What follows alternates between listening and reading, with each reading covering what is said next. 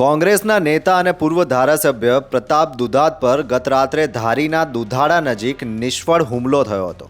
આ મામલે હવે કાર્યવાહી આગળ વધી રહી છે અને ધારી પોલીસ મથકમાં વિધિવત ફરિયાદ નોંધાવાઈ છે।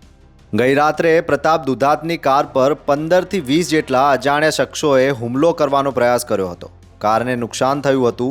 આ સમગ્ર મામલે આજે પૂર્વ ધારાસભ્ય પ્રતાપ દુધાતે અમરેલી એસપી સંજય ખરાતને મળીને માહિતી આપી અને વિડીયો પણ બતાવ્યા હતા। અમરેલી સાઈડની ચેકપોસ્ટ બહાર નીકળતા એક મધુવન હોટલ પાસે અંદાજિત 15-20 જણા અસામાજિક તત્વો ઊભા એવું ખ્યાલ આવ્યો। રસ્તામાં ગાડી અટવાવાથી ટાઈમિંગ થોડુંક મોડું હતું અને ટ્રાવેલિંગના કારણે હું આરામમાં હતો। મારા ડ્રાઈવરે મને એલર્ટ કર્યો અને અમારી પદ્ધતિ પ્રમાણે ગાડી અમે સ્પીડમાં કાઢી લીધી અને ત્યારબાદ ફરી એક બાજુના દુધાળા ગામથી અમે લોકોને ત્યાં મોકલ્યા। એટલે 2-3 4 વ્હીલર અને અસામાજિક તત્વો ત્યાં હાજર હતા। આ ઘટનામાં હવે કાયદાકીય પ્રક્રિયા આગળ વધી છે। પ્રતાપ દુધાતના ડ્રાઈવર સિરાજભાઈ ધારી પોલીસ મથક પહોંચ્યા હતા અને અજાણ્યા હુમલાખોરો સામે લેખિત ફરિયાદ નોંધાવી હતી। ધારી પોલીસે વિધિવત એફઆઈઆર નોંધવાની કાર્યવાહી હાથ ધરી છે।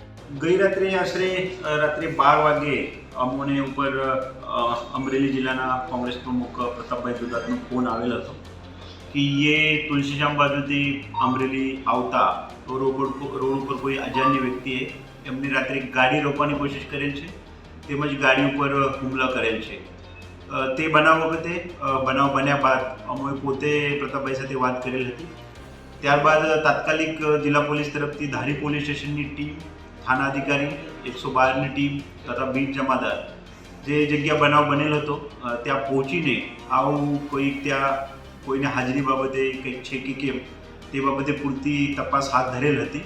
હાલમાં અમરેલી પોલીસ પ્રાથમિક તપાસ કરી રહી છે। પોલીસ માને છે કે ફરિયાદ બાદ જ હુમલાખોર કોણ હતા તે અંગે સ્પષ્ટતા થશે। તુલસીશ્યામ ટુરિસ્ટ વિસ્તાર હોવાથી અહીં પેટ્રોલિંગ વધુ સઘન બનાવાશે।